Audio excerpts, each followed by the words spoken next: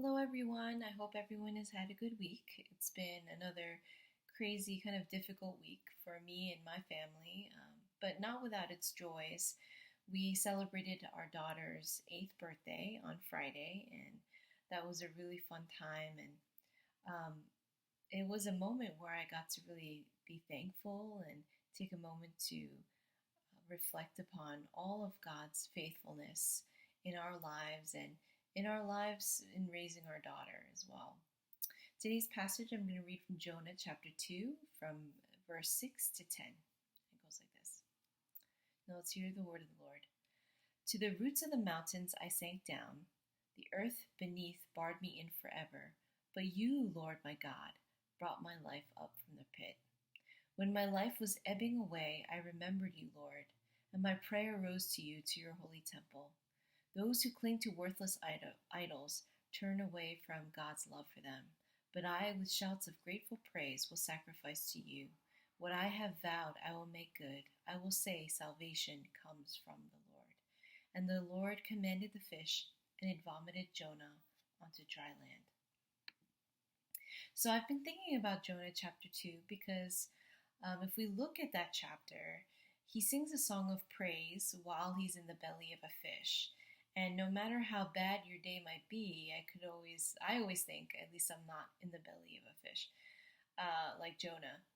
But, in a song of praise, he is praising God. And he's actually talking in the past tense when he's talking about his troubles. So it sounds like he's talking about his present situation in having the roots tied around his head and seemingly being in the bottom of the earth. You'd think he's talking about being in the fish, but he's talking in the past tense, and he's talking about a time where he was having a really hard time, but God met him where he was. And even though his circumstances is hard at the moment, it's almost like he's saying, no, that was even harder. But in that moment, God rescued me and saved me. And in that line where he says, those who cling to worthless idols forfeit the grace that could be theirs, or turn away from God's love for them.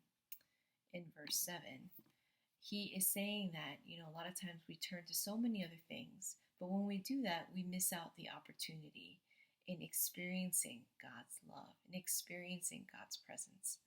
And that's what is really speaking to me this week. For me, I think back to many times where I was lonely, I was scared, or I was sad, where I felt hopeless or aimless.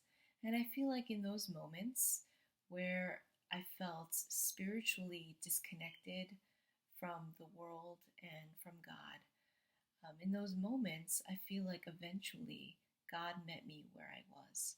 So even though we're going through this pandemic right now and we are still in lockdown, and I believe that God will meet us where we are.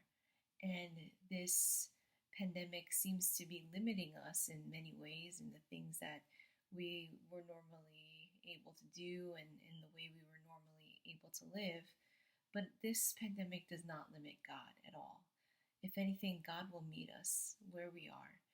And God will show how powerful and how loving and how gracious God is through this experience. And that's where I put my faith. And hopefully I echo the faith of Jonah as he expressed his faith in Jonah chapter 2. I'm going to close our Keiki time with a song that we sing in service. I hope we can sing it again soon. It's going to be Lead Me, Lord, in Thy Righteousness. Lead me, Lord, lead me in your righteousness.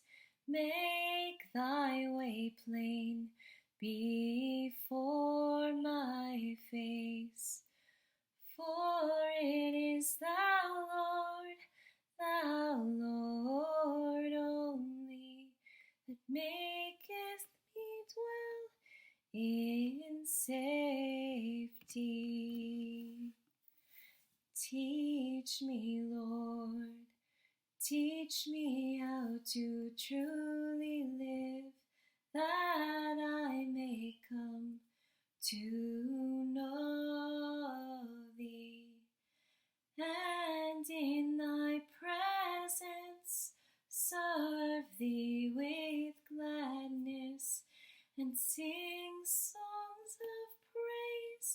to thy glory.